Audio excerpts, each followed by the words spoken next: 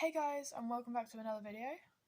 It's Scarlet here, and today I'm going to be doing my speech for the NEA, which is non-exam assessment, which is something we have to do in English as part of our GCSE.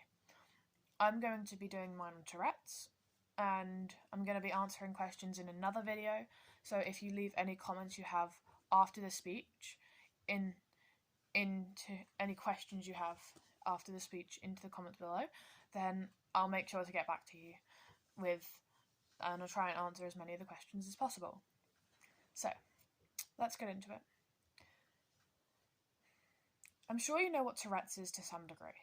You've all spent some amount of time sat in a classroom with me. So there is obviously an extent of understanding for Tourette's, although some will know it better than others. Now, I want you to think to yourself, how much do you actually know about Tourette's? Tourette's is a neurological disorder, with the most noticeable symptom being uncontrollable noises and movements, vocal and motor tics.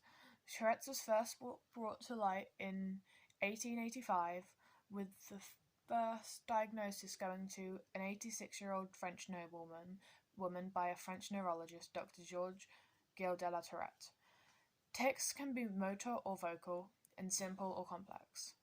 Simple tics include clearing the throat or blinking, whereas complex tics include complete phrases or multiple movements in a group, for example, clapping 3 times and throwing your neck to the side, although we don't actually think of how the tic needs to be completed. And there are 4 main categories of tics. Random, as the name suggests, these tics are completely random, usually with no stem, but it's the easiest to stick for long periods of time. Echolalia and echolapraxia, copying other people's speech or movements. It can be seen as copying or mimicking, however it isn't. It usually doesn't stick for long periods of time. Coprolalia, coprographia, and copropraxia are saying, drawing, or movements of obscene or socially inappropriate remarks. They can stick for any period of time.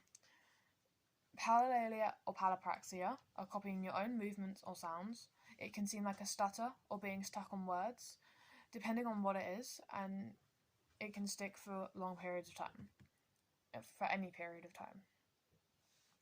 Tourette's usually doesn't exist alone. It comes with conditions that are complementary to the condition, called comorbidities. Some common examples are ASD, sensory processing issues, ADHD or ADD, OCD, and anxiety. There are also physical issues that come with Tourette's. For example, some people can experience chronic pain or fatigue, but that's due to Tourette's rather than an underlying condition. I asked some of my friends with Tourette's and other tic disorders to give one thing they would like people to know about tics. One thing I would like people to know is that we don't mean or think what we say or do. Some people are under the impression that we tic what we think, which is completely inaccurate. We usually know what we need to tic right before it comes out, so we suppress it to the best of our ability, as we are afraid of offending anyone. Tics are more likely to come out if we think about not wanting to do the tic, not because we actually think that of someone or that person of someone or a group or that group of people. Quinn from South America would like people to know that tics can be literally anything, from touching your hair or a sniffle, all the way to violent movements. Just because you can't see the person doing high-pitched vocal tics or small motor ones doesn't mean that they aren't ticking. Lena from Spain and Juniper from London would like people to know that we can't stop and we aren't possessed. Just because someone has the same tic as someone else, which is pretty common, or they're undiagnosed, doesn't mean that they're faking.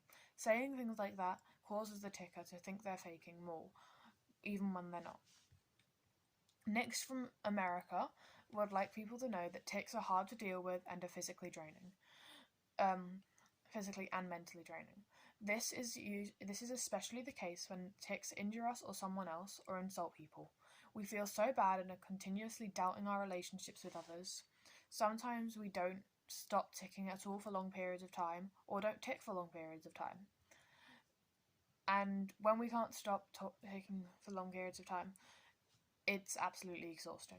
A lot of the time we also suppress our tics as people don't understand or accept our tics, or we just want to be seen as normal. However, we're just as normal as everyone else. We still have passions, interests, hardships, and personalities behind the disorders we deal with. Dory from America, would like people to know that it's okay to find a tic funny and laugh with the ticker, but that's where the line stops. Some people find tics cute, which they're not. Some people even go to the extent of faking Tourette's, a condition that ruins our lives, a condition that we wouldn't wish on our worst enemies. Wow. Just because having tics looks fun doesn't mean they are. Most of the time, me and my fellow Touretters are fine with people laughing with us at our tics. However, it's a sensitive topic, and there are some tics we aren't so happy about people laughing at. It might seem like all fun and games, but that's until we're covered in bruises or unable to move. Be careful what you say, whether straight up to people or behind their backs. It can all be fed back to the person or people you're talking about, and can cause them to have problems going out without trying to stop their tics. Think before you speak, be kind and supportive, or don't say anything. So, that's my speech.